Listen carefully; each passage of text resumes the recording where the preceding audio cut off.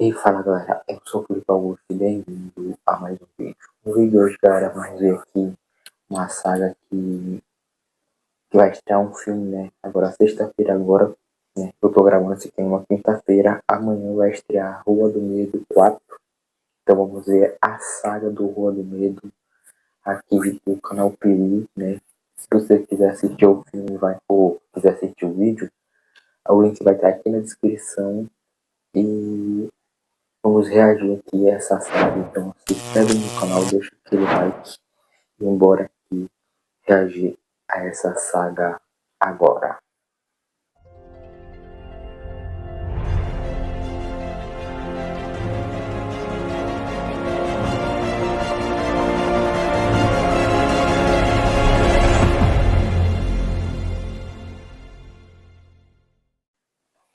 Play. Olá pessoas, eu sou o Léo E eu sou o Miguel. e esse é o canal Piuí. A Netflix hoje em dia lança muita coisa. Toda Lança semana mesmo. tem produção nova. E pra ser sincero, a maioria é meio ruinzinha, a gente vai lá e chineleia um monte. Só que daí lançou Rua do Medo. A gente olhou e falou, Eu assisti tudinho, né, esses filmes tudinho quando saiu. interessante.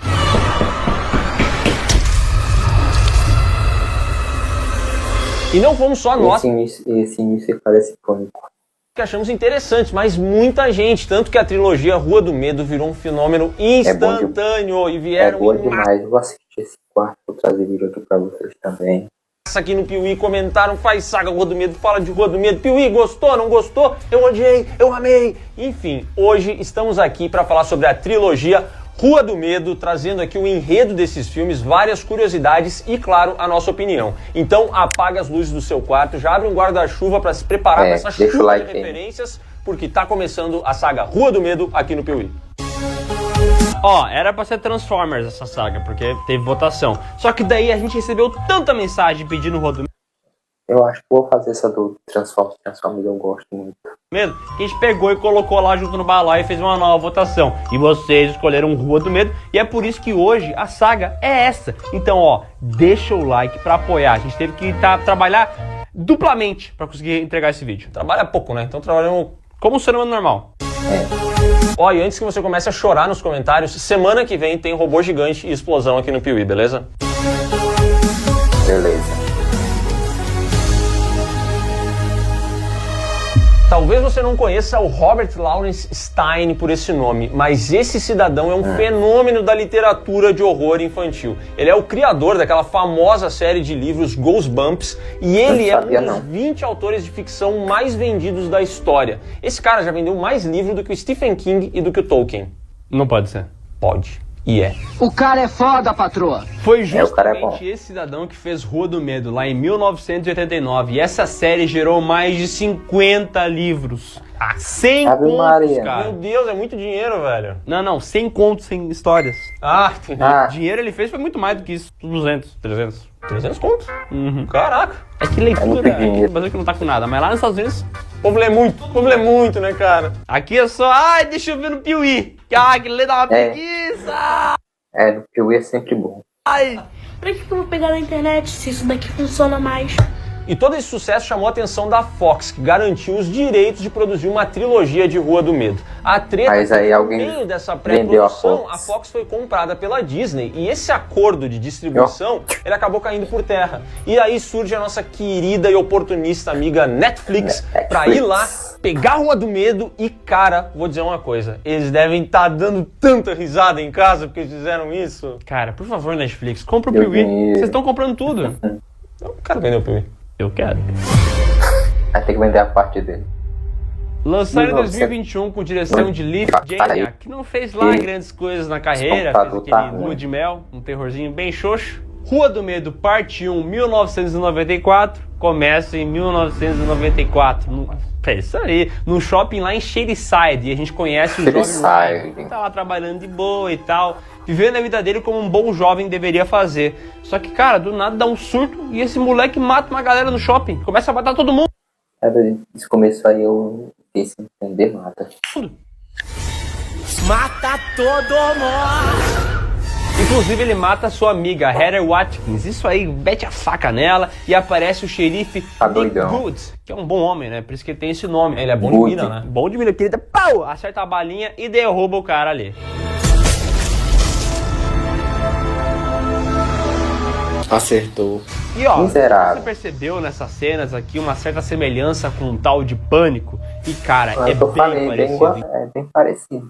Igual a abertura. Inclusive a fantasia do assassino, aquela roupa preta, a faca, uma máscara de caveira, lembra bastante. A referência é clara. Só não vê quem não quer. E ela também vai além disso, né? Porque ali a gente tem a Maya Hawke, que é a filha da Uma Thurman, né? Que é a atriz mais famosa de toda essa trilogia de filmes, entendeu? Então quando o filme começa, a gente pensa que ela talvez seja a protagonista, mas logo depois ela é assassinada. Não é. Isso também lembra o início de Pânico, quando a Drew Barrymore morre, né? Mas as referências vão muito além disso, né? Porque aqui a gente também tem uma estética que lembra muito Stranger Things. Inclusive, a atriz estava em Stranger Things, o shopping é parecidíssimo, o uso de neon, todas essas coisas são muito similares, sabe? Que foi uma É o que o jovem gosta hoje em dia. produção que agradou muito os jovens.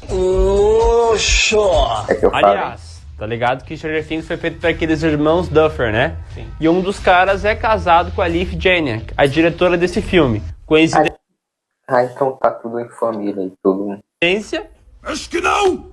Mas Massacre não é novidade pra Tudo Shadyside, até porque essa cidade tem um histórico de gente que perdeu a cabeça e saiu matando geral. E alguns falam que isso é relacionado a uma tal de bruxa, a Sarah Fier, que foi morta lá em 1666. E tipo, essas mortes acontecem por causa dela. Inclusive, todo esse passado da cidade rendeu a ela o apelido de capital do assassinato, que acabou sendo cunhado pela cidade vizinha, Sunnyvale. Ah, pera aí, Shadyside é o lugar ruim, então Shadyside é tipo o lado sombrio. Isso aí. E a outra cidade que é tudo bom, bonito é Sunnyvale, o Vale Ensolarado. Exatamente. Nossa! É um lugar cheio de alegria, tem emprego pra todo mundo, fartura, uma churrascaria em cada quadra. É um lugar feliz. E é justamente Sunnyvale que organiza uma homenagem às vítimas do massacre do shopping, que foi esse acontecimento aí que resultou na morte de uma galera. E ali a nossa protagonista, a Dina Johnson, encontra sua ex-namorada, a Sam. E daí elas têm uma DR e tal, fala, você separou de mim e tal. Daí ela fala, mas o preconceito era muito grande, tive que sair. E essa Sam arranjou um namoradinho novo. E eles estão lá no meio do jogo, fazendo uma homenagem, e daqui a pouco eles começam a brigar entre si, começam a dar uma Do treta, nada. começam a dar uma pancadaria. E logo depois que essa briga de torcida organizada começa, a galera de Shadyside tem que sair vazado. O pessoal de Sunnyvale vai atrás, começa uma perseguição de carro. Mad Max. Cara, Mad Max ali, entendeu? E quem se dá mal é a Sam, porque o carro que ela tá sofre um acidente e vai parar no meio do mato. Loucura total. E deu ruim. A garota sobrevive, mas ela tá com a mão ensanguentada, bota no chão e ela começa a ter visões da Sarah Fier, alguma conexão que ela fez com o passado e tudo mais. E, cara, ela Se deu ruim essa daí, né? fica, meu Deus, o que tá acontecendo? É assim, papai? Meu Deus do céu, o que tá acontecendo? A Sam é levada para o hospital, então o policial Nick Good não é muito bom de investigação, mas ele vai lá, tenta Deveria descobrir ser, alguma né? coisa. Deveria ser good em várias coisas, mas ele não é. E aí, na noite seguinte, a Dina Johnson, o irmão dela, que a gente vai chamar aqui de gordinho roteirista... Afinal, ele sabe Assim, de pessoa que sabe que tudo é ruim demais em alguns filmes. tudo. Ele sabe tudo. Esse guri aí, ele é muito bom, entendeu? Inteligência pura. E outros dois amigos, eles percebem que eles estão sendo observados por uma figura igual ao assassino do shopping. Aquela mesma fantasia, pique Ghostface, Mas entendeu? isso não seria possível porque aquele assassino levou uma bala na cabeça, ele tá O morto? assassino morreu, e aí eles começam a suspeitar que é o novo namorado da Sam. Tá tentando dar um sustinho. E aí eles vão sai até daí. o hospital pra tirar satisfação com a garota que tá na cama. Daí chegam lá, começa mais uma DR, daí tá o namorado da menina ali olhando, fala, mas o que tá acontecendo? E velho, esse cara Loucura no filme. morre. Aparece um assassino lá e mete faca nele.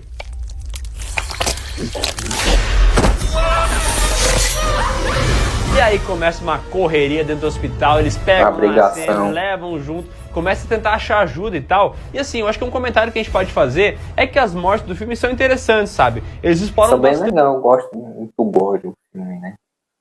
o gore. O tom do filme não é um tom de terror mesmo, sabe? Um negócio denso, terror psicológico, não tem isso. É uma parada bem mais leve, até tem umas piadinhas no meio, lembra bastante Stranger Things. Só que daí quando vem essa parada do gore, ele dá uma quebrada, né? Vale lembrar que esses filmes aqui são para maiores de 18 anos. Mas os livros... Por isso que o filme é muito bom, cara. Que se não fosse pra 16, não ia ter muita coisa assim, né? Não ia ter muita morte feia como tem no filme. Ainda bem que foi feito pra maior. São um horror adolescente. Então, eu acho que essa classificação etária dos 18 anos só foi possível porque esse filme foi parar na Netflix. Porque se fosse direto pro cinema, ele não seria assim. Porque o tom dele não é maior de 18, entendeu? Realmente são só as mortes. Por isso que essa morte aí, quando eu vi, tu é doido, um trauma dessa morte aí. Que tanta violência, rapaz. Só que eles não contavam com o gordinho roteirista. E eu não esperava aquela morte ali no triturador. Cara, ele começa a pegar meio punhado de jornal, começa a falar do passado de Shadyside e descobre, cara, que a Sam, quando ela meteu a mão na terra lá, ela teve as visões. E tudo isso que tá rolando tá ligado intrinsecamente com a Sarah Fear, aquela bruxa que morreu há tantos anos atrás. O gordinho, além de roteirista, é um especialista em Sarah Fear, estuda isso aí há muito tempo, começa a perceber a conexão e ele diz, a gente precisa voltar lá onde a Sam teve a visão. Eles vão lá e encontram o corpo da bruxa Sarah Fear ali, cara, numa covinha de 3 centímetros. O corpo não, né? Os ossinhos, né? Os ossinhos, desculpa. Uns 3 centímetros enterrados ali. Engraçado, né? Pouca terra, assim. Passou quase uns 300 e poucos anos, né? Isso aí não ignora, isso aí é bobagem. Foi a chuva. Eles encontram o corpo ali sem a mão, detalhe, tá Tem que ter o filme, né? Por isso que eles acham rápido. faltando a mão da ossada. E o gordinho, o roteirista, percebe que tudo isso rolou porque a Sam fez o contato do sangue dela com os ossos da Sarah Fear. E agora, a Sarah Fear, de alguma maneira, quer o sangue da Sam, ou seja, quer a vida dela. Esse gordinho é muito inteligente. Cara, esse gordinho é brabo, velho. Sério mesmo, cara? Você é muito foda. Sim, o início desse filme é bem parecido com Pânico de fato, mas a gente vê que com o desenrolar da história, ele começa a ter uma identidade mais própria. E é isso que me chamou a atenção no filme, porque de fato ele não é nada genial, não tem nada assim que tu fala, nossa, que roteiro inovador, mas ele tem uma certa identidade. E a pessoa que tá fazendo ali o projeto, a Leif Janiak, dá pra ver que ela tem um controle sobre o horror, entendeu? Ela sabe como fazer os personagens e tal. Ninguém é genial, tem alguns personagens que são meio chatos, mas a história, pra mim, pelo menos, não fica uma coisa tediosa. Não fica porque a Leif Janiak consegue comandar Ela é uma boa diretora, fez bem legal o papel, foi muito legal. muito bem o ritmo dessa produção e criar uma história própria, entendeu? Por mais que ela tenha referências, e de fato tem, porque, por exemplo, os assassinos do passado de Shadyside retornam pra ir atrás dessa galera. E a gente percebe... Ele lembra o Jason, né? Com o saco na cabeça. E claramente que cada um deles é baseado, por exemplo, sei lá, o assassino de 1978 é o Jason, entendeu? Tem um outro assassino que é igual ao Michael Myers. E assim vai indo. Eles têm essas referências muito claras, mas tudo isso acaba culminando depois na história principal, que é essa trama da bruxa e o mistério, de entender por que essa galera tá aparecendo. A impressão que dá é que quem fez, tanto quem escreveu o livro e tanto a Leif Janiak dirigindo depois, tinha amor pelo tema, sabe? Tem amor por horror, sabe um monte de referência e quis colocar tudo junto no mesmo filme. E pra mim ficou legal. Tá bom. Bom, sem respaldo Eu também gostei desse filme. da polícia, os jovens se Espero que o filme, o quarto, seja bom também. juntam. O gordinho roteirista vai lá e tem um plano maravilhoso, quer emboscar todos os assassinos da escola e tentar explodir eles e tal, porque assim vai acabar. Eles vão lá, fazem toda a pegadinha do malandro, só que o que acontece? Quando os bichos chegam lá e explodem, eles percebem que os bichos voltam, entendeu? Eles são imortais. A forma física deles vai juntando assim como se fosse uma geleinha e o assassino tá pronto de novo pra... Pois eu pensava que eles tinham conseguido matar, né? Mas aí tem que ter a surpresa do filme. matar. Morre no final. E depois de tudo isso, eles não veem saída se não se esconder ali na escola. E ali o gordinho, o roteirista, cara, esse gordinho ele tá sempre pronto, velho. Ele encontra um recorte de jornal que faz ele perceber que no passado teve uma garota que sobreviveu a um dos assassinos de Shadyside, Ela morreu e voltou. a Zig Berman. Essa garota foi atacada em 78, mas ela morreu e depois voltou à vida e os assassinos deixaram ela em paz. Ué? E aí o plano do gordinho roteirista é: vamos fingir que a Sam morreu, depois a gente ressuscita ela e aí vamos viver feliz pra sempre. E pegou essa referência? Não, eu não lembro qual é a referência disso aí. Tu lembra de qual filme de horror tinha esse lance de morrer pra enganar a morte? Ah, Premonição, agora lembrei. Premonição. Does that mean if Quase que eu não pego. you figure out the design, you can cheat death? Bom, e a ideia deles é o seguinte: vamos matar a Sam aqui, porque daí ela morre e ninguém vai mais perseguir ela. Só que assim, como é que elas vão fazer isso? E eles têm uma ideia maravilhosa. Como os jovens ali vendiam drogas, vamos fazer a menina ter uma overdose. E daí quando ela desmaiar, morrer, acabou? Nunca façam isso. Pega e mete uma agulha com adrenalina no peito e ela volta. Igualzinho em Pulp Fiction, sabe? Esse daí eu nunca assisti, não. Só que isso dá errado, a garota vomita todos os medicamentos e os assassinos estão ali, nessa brincadeira eles matam 2 dos jovens. E essas mortes são legais, né? Porque tem a morte no triturador de carne, que eles cortam a cabeça da garota. Meu Deus, é gore num nível assim que fala, caraca, precisava de tudo isso. É até meio distante com o filme, né? E tem a outra machadada na cabeça também. Ele também pegou de surpresa também na hora que eu assisti. Morro, tomei um susto. Machadada na cabeça já é clichê, né? É normal, terça-feira qualquer. Outra vez? Enquanto isso, tá lá a Dina pegando a cabeça da Sam, enfiando na aquário, tentando afogar ela. Morre, diabo! Morre! Até que ela morre.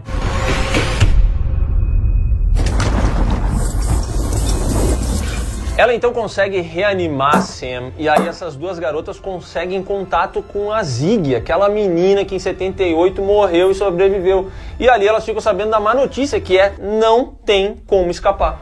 Nesse momento a Sam vira quase que um zumbi.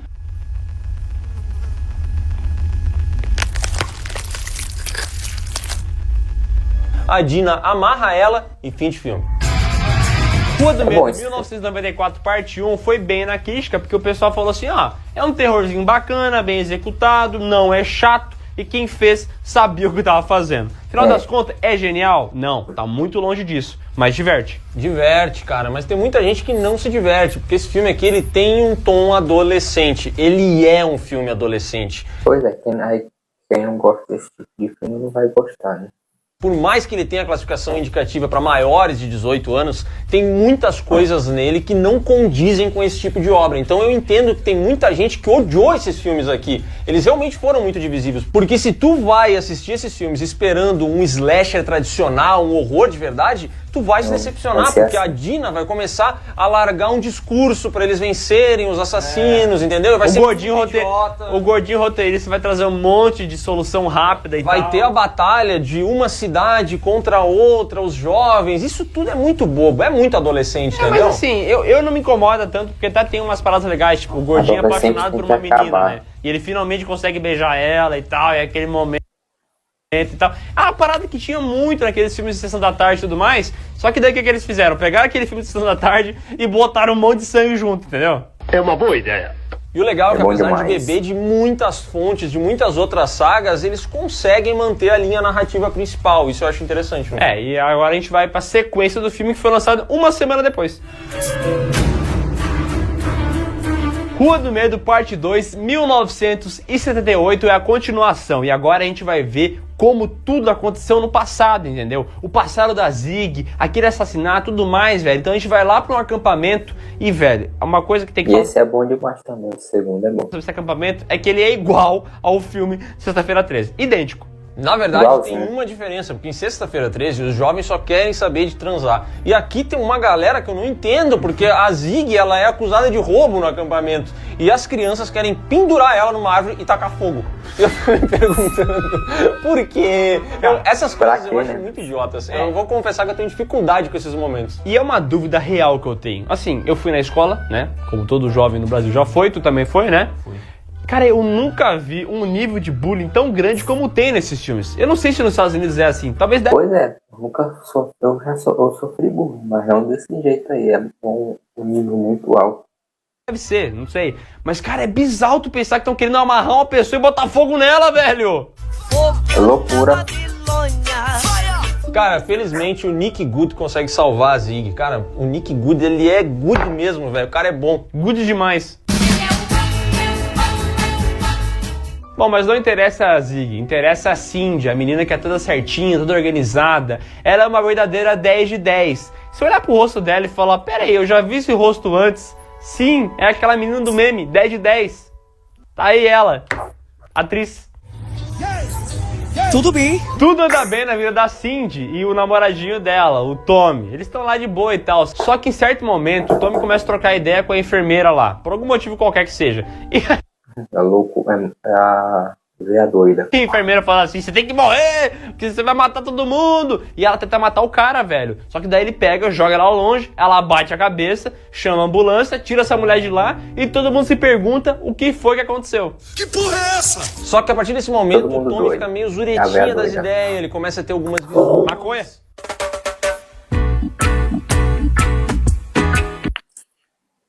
Você não vai até o Natal. Maconha, Você por não- falar em maconha, eles encontram Não chega dois no nóia Natal. lá dentro desse acampamento e esse pessoal se junta e descobre que tudo isso tá relacionado com Sarah Fia. Sarah Fia. De novela. Os jovens De encontram novo. numa casa antiga no meio da floresta um mapa, e esse mapa leva até onde era o grande local da Sarah Fia, onde ela fazia os esquemas, entendeu? Lá ela organizava tudo e tacava o terror. Inclusive, eles começam a pesquisar lá e pensam assim, cara, mas tá faltando a mão dela, essa falta da mão tem justamente uma ligação com o pacto que ela fez com o demônio, entendeu? Ela meio que deu a mão dela pro capeta. Capeta exige pouco, né?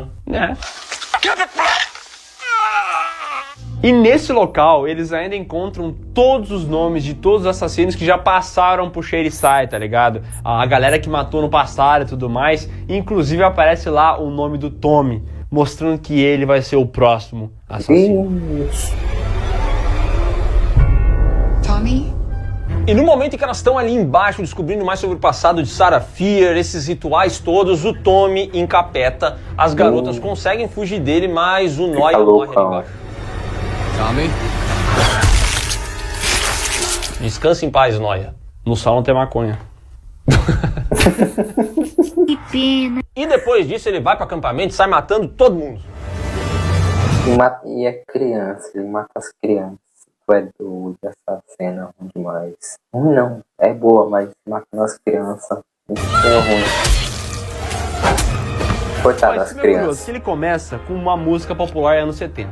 E assim segue É até boa uns demais. 30 minutos de filme, toda hora troca e coloca uma nova música popular. O que pra mim é roubar no jogo, entendeu? Porque essas músicas são maravilhosas. São mas legais. elas são maravilhosas independente do filme, entendeu? Porque tu gosta das músicas. Sim. Então eles tentam te ganhar no coração, na nostalgia, Você consegue ganhar na música boa. entendeu? É isso, a música de sobrenatural. Realmente as músicas são muito legais, a gente canta junto, mas essa história é um negócio meio pronto já, sabe? Esse filme aqui, pra mim, ele mistura coisas que eu gosto muito com coisas que eu odeio. Porque assim, ele tem umas paradas muito legais ali, que são as mortes, essa parte slasher, até essa investigação eu acho boa. E a Cindy, legal. aliás, eu acho uma protagonista muito melhor do que as duas garotas do primeiro filme. Sim, Só ela é muito que boa. quando ele começa com a trama paralela da Zig com o policial Good, que é muito bom de chaveco, e aí eles começam a ter isso um aí. lance e tal. Cara, eu acho tão ruim isso, cara. Eu acho que ele fracassa tão mais do que o primeiro em conseguir construir algum tipo de relação, sabe? Porque daí vira muito Riverdale, sabe? É Eu não gosto de Riverdale, eu nunca nem assisti isso aí. papinho de adolescente que se odeia, daí quer jogar sangue na outra, quer trollar, quer se Quer apaixonar. queimar. Cara, assim, pode ser que alguém que seja mais jovem vai gostar e vai se conectar e tal, mas é a parte que pra mim não conecta, entendeu? Não, isso aí Pra é mim não, pra mim também não funciona, isso aí é muito chato. péssimo pra mim, cara. Mas eu acho que é porque a gente não é o público, entendeu? O público mais adolescente talvez tende a gostar disso. Pra Mas, mim assim, é uma quebra. Mas eu gosto da atriz que faz a Zig. Eu achava ela boa no Stranger Things, eu acho boa aqui também. Ela manda bem, velho. É, ela manda bem, ela é muito boa, ela.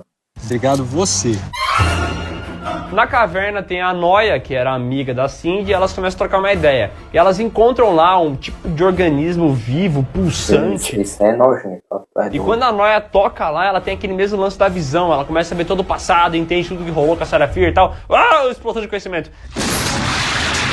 E elas continuam conversando e lá elas encontram também a mão da Sarah Fia. E daí elas pensam assim, Se a gente colocar a mão da Sarafir junto com o corpo da Sarafir, ela finalmente vai descansar em paz e vai parar de encher o saco de todo mundo. Elas vão então em busca dessa missão, saem lá da caverna, se encontram com a Zig e ali a coisa fica feia porque a Zig tá sangrando e o sangue dela entra em contato com a mão da falecida Sarafir. Nesse momento, Aí também tem as visões. aquela gosma, aquele ser pulsante, dá origem aos assassinos. E a gente começa a entender um pouco por que eles não morreram lá no primeiro filme, né? Porque eles são uma espécie de entidade. Logo depois disso, o Tommy mata a Noia e começa a perseguir tanto a Zig quanto a Cindy.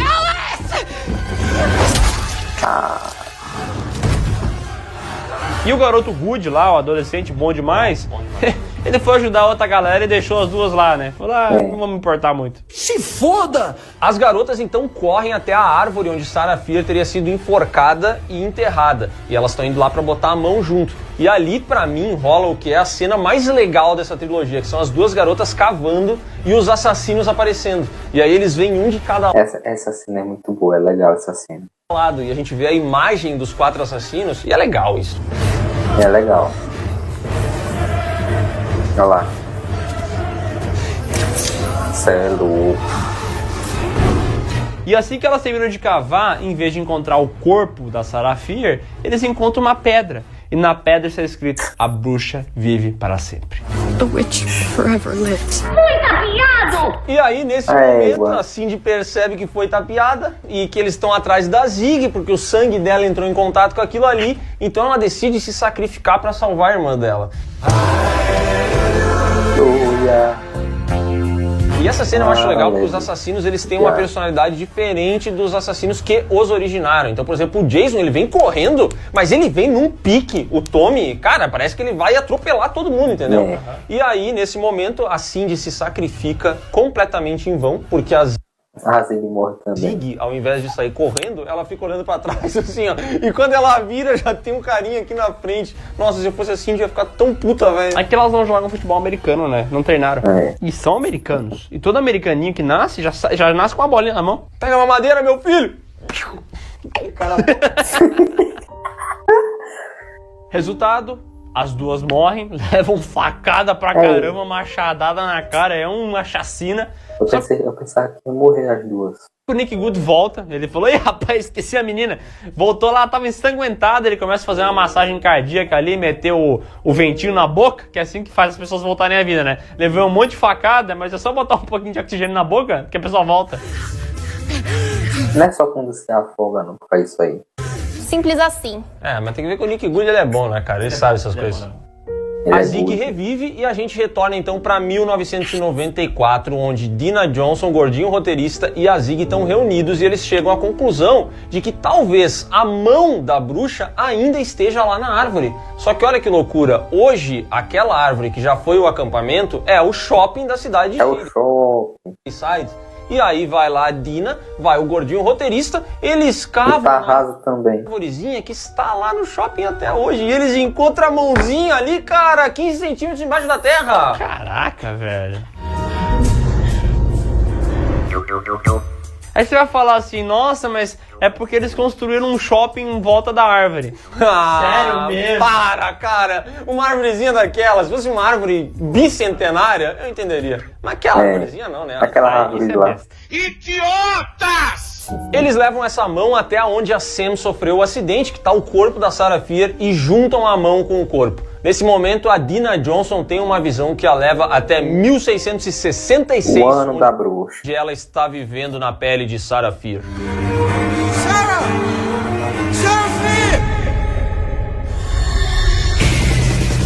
A segunda parte de Rua do Medo foi bem avaliado pela crítica também. Foi bom. O pessoal falou que a qualidade se manteve. E já vamos adiantar que é o seguinte, essa trilogia aqui, ela se mantém boa nos 3 filmes, entendeu? Não excelente, como eu já falei, mas boa. Até porque, cara, os 3 filmes foram feitos ao mesmo tempo, com o mesmo pessoal envolvido, seguindo uma linha narrativa, então eu acho que é um pouco mais fácil manter a qualidade, né? E esse filme aqui, ele se beneficia de ter um clímax um pouco mais legal, entendeu? O momento ali da perseguição, as mortes e tal, ela é um pouco mais eletrizante eletrizante que o primeiro. Eu gosto mais da protagonista desse filme aqui. As duas garotas aqui funcionam melhor do que a Sam e a Dina Johnson, entendeu? A ambientação acho também é mais legal. Acho, anos 70, meio anos 80, esse negócio de acampamento. Lembra muito Sexta-feira 13, inclusive a trilha sonora original desse filme, o score, eles usam bastante aquele violininho que tinha no filme, sabe?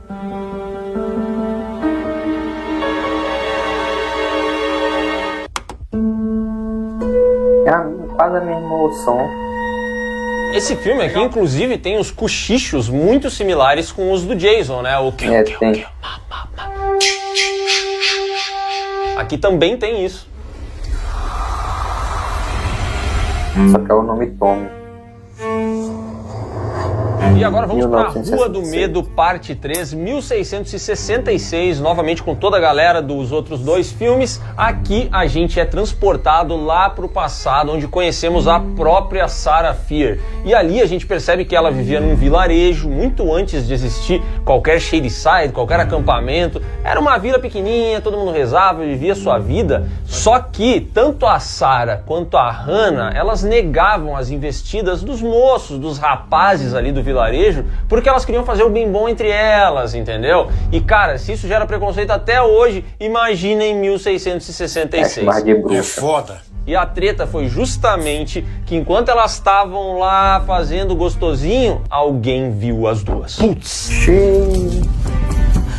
Já era.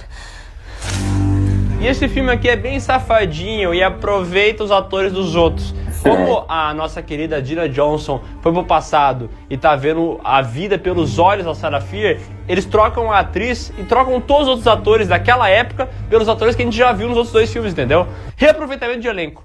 Mandaram bem. Pô. 5 dicas para você economizar Economizar o dinheiro, né? Não tem muita coisa pra fazer. muito dinheiro. Depois que as meninas fazem o bem bom e alguém assiste, coisas estranhas começam a acontecer na cidade. A água é envenenada, a comida é envenenada. Sim. Daqui a pouco o padre, que era super respeitado, Fica o doido mais da justo do cabeça. vilarejo, ele fica louco, tranca um monte de gente na igreja e mata geral. Ele inclusive arranca os olhos das crianças e tal, e é uma dele. parada tensa. Loucura. Ele arranca os próprios olhos. I can see everything. Mas primeiro ele arranca os olhos da galera, né? Eu acho que sim, né? Senão Fica difícil. Não consigo ler nada. E no meio dessa treta toda, a Sarah e a Hannah não tem pra onde correr. Porque, sabe, elas inclusive começam em alguns momentos a questionar se o que elas fizeram realmente não causou todo aquele mal. Só que elas têm um conselheiro, cara, uma pessoa que pode ajudar as duas, que é o Solomon Good, um antepassado do policial Nick Good, que também é um cara muito bom, entendeu? Ele vai lá, ele dá cola, ele dá conselho pra todo mundo, ele é gente boa, cara. É o bom, não bom. Ó, o Solomon, ele é good, mas o resto da galera nem tanto. E essa... Not good. O resto da galera é evil. E esse pessoal aí começa a caçar as duas e acusar elas de bruxaria, entendeu? Porque um cara diz assim, eu vi elas se beijando no meio do mato. Eu vi elas deitando com um capeta. Eu vi elas andando num cavalo alado vermelho. E aí isso aí já começa a virar um comportamento de manada que todo mundo diz que viu tudo. Elas são acusadas de bruxaria e a galera quer enforcar as duas. E elas começam a fugir. E eu gostei dessa cena, porque pra mim lembra muito Monty Python e Cálice Sagrado, tá ligado? Aquela cena que eles começam assistir esse filme, Monty Python. a decidir se a mina é bruxa ou não, porque ninguém sabe o que tá falando, entendeu? Ninguém sabe. What makes you think she's a witch? Well, she turned me into a newt. Salamandra. E aí, logo na largada, a Hannah já é capturada. Mas a Sarah consegue dar uma escapada e ela pensa assim, quer saber, já que estão me acusando de bruxaria, eu vou fazer bruxaria mesmo pra salvar a pessoa que eu amo. E aí ela vai até a casa aí ela vai mexer com as coisas. que tinha uns livros de magia negra, umas treta meio sinistras. Só que quando ela chega lá, o livro sumiu e a viúva tá morta. E daí ela lembra do Solomon Good, que era uma boa pessoa, e fala, vou lá pedir ajuda pra ele. Chega lá e, pera, o que esse cara tá fazendo aqui? Esse cara tá meio estranho, usando umas roupas meio estranhas também. E daí ela descobre, velho, que ele que tá fazendo o ritual, entendeu? Ele quer fazer o pacto com o Cramunhão, porque ele tá muito arrependido do passado, a mulher dele morreu, ele odeia o mundo e agora ele quer fazer pacto com o capeta pra se dar bem. Demônio, você tá aí? Tô! É isso aí, galera. O good é mal, o good é evil. E aí eu acho que o roteiro perdeu a chance de ter a família evil aqui. Porque daí teria a família good que é do mal, e a família Evil é do bem. Que merda. E ele comenta, cara, sim, fui eu mesmo que invoquei o pata rachada, o museu de criança, o cramunhão, o Parede mijada, nariz entupido, bolacha mole. Todos esses nomes de capeta, ele começa a falar todos os nomes que o diabo tem. Eu achei maravilhoso isso. Rimmon, Samael, Lucifer, Gargo. Sai, não fala não, Aprendi vários nomes novos, inclusive. Cabeça de morcego, o mochila de criança, ele, o sete pele, o sinteco gelado. E lembra daquele padre que matou geral, o Cyrus Miller? Então, ele foi a primeira oferenda que o Good aí fez pro capeta, entendeu? Olha que maldade. One person every few years seems a small price to pay. One person. The pastor slew 12 children. My brother, innocence. Innocence? Who's innocent? Aí quando a Sarah entende que toda essa merda que tá rolando é culpa do Good e todo mundo tá indo atrás dela porque ele é evil, ela fala, mano, tu é um arrombado, seu desgraçado. E ele ainda fala assim, cara, fica de boa, vou te alistar aqui, vamos junto. Tipo, vamos governar o mundo como pai e filho. E ela não aceita. Star Wars, tá ligado? Só que ela nega, ela fala, não, eu não quero saber, agora tu vai sofrer. E ela tenta fazer ele sofrer, dar uma facada nele, mas isso não funciona porque o Good é bom de captura, ele vai, pega a garota e leva ela e a Hannah pra serem enforcadas. A nossa querida Sarah começa a fazer um monte de jura de ódio, eu vou matar vocês no futuro, seu bando de arrombado, desgraçado, acabará com a minha vida. Vocês vão ter que ficar horas e horas na fila do banco, vocês vão tentar cancelar, o telefone não vai dar, vai cair na internet. E vocês vão ter que ir toda sexta de tarde no cartório. Ah, não! Ah, não, aí ele extrapolou. Eles iam matar tanto a Sarah quanto a outra garota. Só que a Sarah fala assim, deixa aquela em paz. Eu queria ser ela, tá bom? Mata só eu, entendeu? A Sarah se sacrificou pela outra garota. E assim a Sarah morre.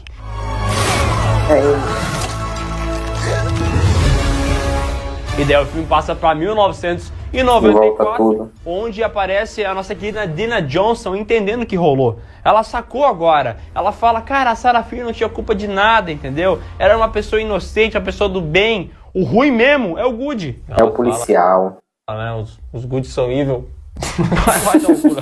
Eu não suporto mais. E não era só o Solomon Good que era evil, o Nick Good, não, todos os Good são evil, cara. E não é à toa que são eles que passaram anos e anos de geração em geração renovando essas tretas com o capiroto, entendeu? Inclusive Sunnyvale, o prefeito da cidade, é um Good, cara. É irmão do Nick. É um policial. Exatamente. E aí, a Dina Johnson, gordinho roteirista, e a Zig percebem que elas precisam acabar com os Good pra acabar com a maldição. Exatamente. Elas vão até o shopping, aí começa a grande batalha final do filme. Lembrando que a nossa querida Zig tinha ali uma affair com o Good e tal. Ela gostava dele, né? Ficou adormecido desde aquele acampamento e tudo mais. Só que aqui ela tem que se juntar com a Dina e os outros jovens e acabar com esse mal desgraçado. Tem que matar uma porra dessa. E aí o filme vira Esqueceram de Mim de novo, o pessoal se reúne no shopping em altas armadilhas pra fazer os assassinos de Shadyside matarem o Good. Então eles pegam o sangue das pessoas que estão sendo procuradas pelos assassinos, diluem aquilo ali com água e jogam no Good, entendeu? Altas armadilhas, cara, muita confusão. E daí fica meio idiota, porque assim, no outro tom era mais... aí fica meio ruim o filme. Uma parada mais juvenil e tal, mas não era bobo, né? E aqui os caras usando uma arminha de água e tal, aí fica idiota, né? Realmente. Eles continuam avançando na história, cara, e eles descobrem. Sabe aquele altar que tinha no passado? Acho que esse né, é ruim por causa que no final muda, né? Porque eles estavam no passado aqui e vêm pro futuro, né? 1666, cara, você não vai acreditar nesse negócio. Esse altar está até hoje embaixo no shopping. Cara, essas construções, por isso que eu digo, hoje em dia não se faz mais casa que nem antigamente. Meu Deus. Daí eles levam o Good até lá, matam ele, acaba a maldição e todo mundo fica feliz. E aí você pensa assim, tá, mas o irmão do Good que era prefeito de Sunnyvale, bateram com o carro nele e ele morreu. E aí fica estabelecido no final que Shadyside sempre foi uma merda por causa que o pessoal lá de Sunnyvale, e principalmente o Good, né, ele fazia essa merda, então, tipo, vamos ter um lado ruim pra gente prosperar em cima, entendeu? Enquanto aquela cidade é a parte negativa, dá tudo errado, aqui tudo prospera, entendeu? Com o passar dos anos, os Good sempre se deram muito bem, foram prefeitos, tiveram altos cargos, viveram ótimas vidas, entendeu? E a galera agora sabe o porquê de tudo isso.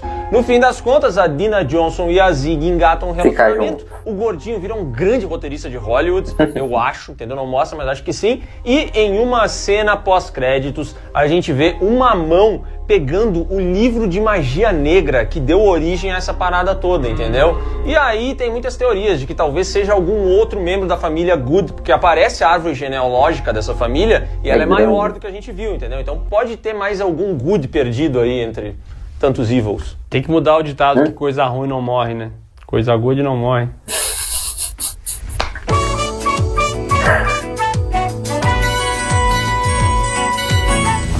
Rua do Medo Parte 3 foi bem avaliado na crítica também, porque ele conseguiu fechar bem essa trilogia. Todos os filmes foram feitos juntos, então a qualidade nunca se perde. Alguns momentos fica um pouco chato e tal, tem uns defeitos aqui, principalmente na quebra, né? Porque nós estava lá em 1666, então tipo, o passado tinha uma trilha sonora mais diferente, o tom da imagem era mais apagado, ele tinha um estilo completamente diferente, daí quando muda pra 94, vira uma parada mais, sei lá, se quiser... Nossa, é uma quebra brusca, né? Porque em 666 a gente tem a trilha muito legal do Marco Beltrame. Finalmente pararam de botar um monte de música pop ali, entendeu? Ficou da hora. Até porque as músicas pop daquela época eram o Vivaldi, né? Era um pouquinho diferente, entendeu? Mas aquele segmento é legal e ele é muito menos. Ele tem muito menos humor do que todo o resto dos filmes. E quando quebra pra 94 e a galera tá jogando com a arminha d'água nos assassinos, é meio tosco, né? Mas enfim, fecha bem a trilogia.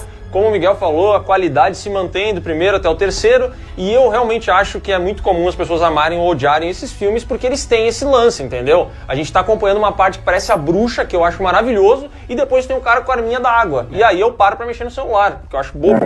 E pra mim não é nem horrível, nem maravilhoso. Fica no meu termo. Também.